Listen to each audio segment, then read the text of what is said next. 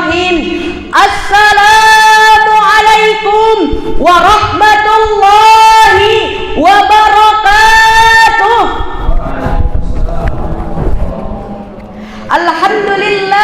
Alhamdulillahi rabbil alamin. Wassalatu wassalamu ala asrafil anbiya'i wal mursalin wa ala alihi wa sahbihi ajmain. Amma ba'du. Yang Fatra hormati, dewan juri, para panitia, serta teman-teman yang Fatra banggakan. Pertama dan yang paling utama, marilah kita memanjatkan puja dan puji syukur kita atas kehadirat Allah Subhanahu wa Ta'ala, yang mana telah memberikan kita semua kenikmatan, kesehatan, serta kesempatan sehingga kita bisa berkumpul di acara At-Tanwir Festival tahun 2025 dalam keadaan sehat walafiat. Salawat beriringkan salam tak lupa kita sanjung agungkan kepada sang revolusioner dunia, seorang pemimpin yang tak berdasi, seorang pejabat yang tidak pernah korupsi. Beliau adalah Habibana wa Syafi'ina wa Maulana Muhammad sallallahu alaihi wasallam. Mudah-mudahan kita semua mendapatkan syafaatnya di yaumil akhir kelak. Amin amin ya rabbal alamin. Pada kesempatan kali ini, izinkanlah Fatra menyampaikan sebuah tausiah singkat yang berjudul Menegakkan Amar Ma'ruf Nahi Mungkar di Era Globalisasi. Hadirin wal hadirat rahimakumullah, sebagai landasan firman Allah dalam Al-Quran surat Al-Imran ayat 110 yang berbunyi, A'udzubillahi minasyaitonirrajim, Bismillahirrahmanirrahim. Kuntum khairan ummati ukhriju linnas ta'muruna bil ma'ruf wa tanhauna 'anil fahsya wa tanhauna 'anil munkar wa tu'minuna billah. Kamu adalah umat terbaik yang dilahirkan dari kalangan manusia, karena kamu menyeru pada kebaikan dan mencegah dari keburukan, dan kamu beriman kepada Allah Subhanahu wa Ta'ala.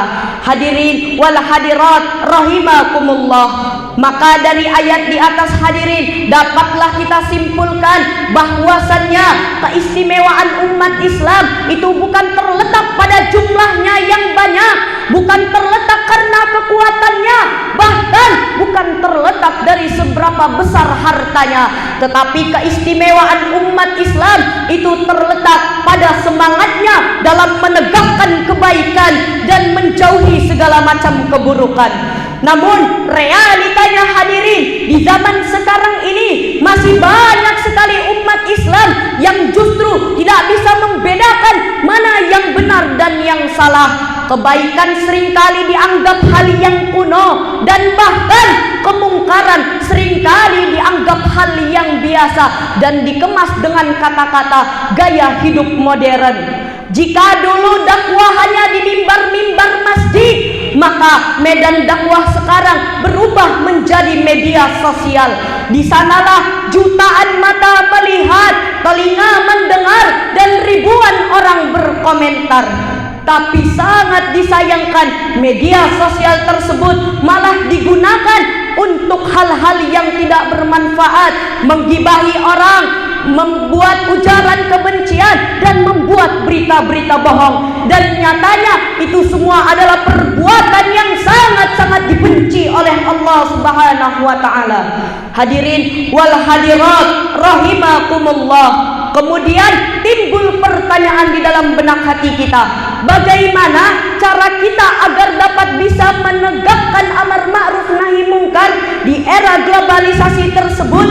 Jawabannya adalah dengan ilmu, hikmah, dan keteladanan. Sebagaimana firman Allah dalam Al-Quran surat An-Nahl ayat 125 yang artinya, serulah manusia kepada jalan Tuhanmu dan dakwahilah mereka dengan cara yang baik, dan debatilah mereka dengan cara yang lebih baik lagi. Maka hadirin, dari ayat di atas dapatlah kita simpulkan juga bahwasannya dakwah itu bukan seberapa keras kita, tetapi seberapa lembut hati kita. Dakwah bukan menghukum tapi mengajak, bukan menyakiti tapi memperingati. Dan mari sama-sama kita menggunakan media sosial untuk hal-hal yang bermanfaat. Hadirin wal hadirat rahimakumullah. Maka dari awal hingga akhir hadirin, dapatlah kita tarik kesimpulan bahwasannya yang namanya menegakkan kebaikan dan mencegah kemungkaran itu haruslah dilandasi dengan dakwah yang baik, dengan ilmu yang benar. Dan mari sama-sama kita menggunakan media sosial untuk menyebarkan video-video dakwah, video-video yang bermanfaat dan lain sebagainya. Jikalau hadirin hal-hal tersebut berhasil kita realisasikan, jikalau amar ma'ruf nahi mungkar berhasil kita tegakkan dalam kehidupan sehari-hari, maka insya Allah kita akan bisa menjadikan bangsa ini menjadi bangsa yang baldatun thayyibatun wa rabbun ghafur. Amin amin ya rabbal takbir. Allahu akbar.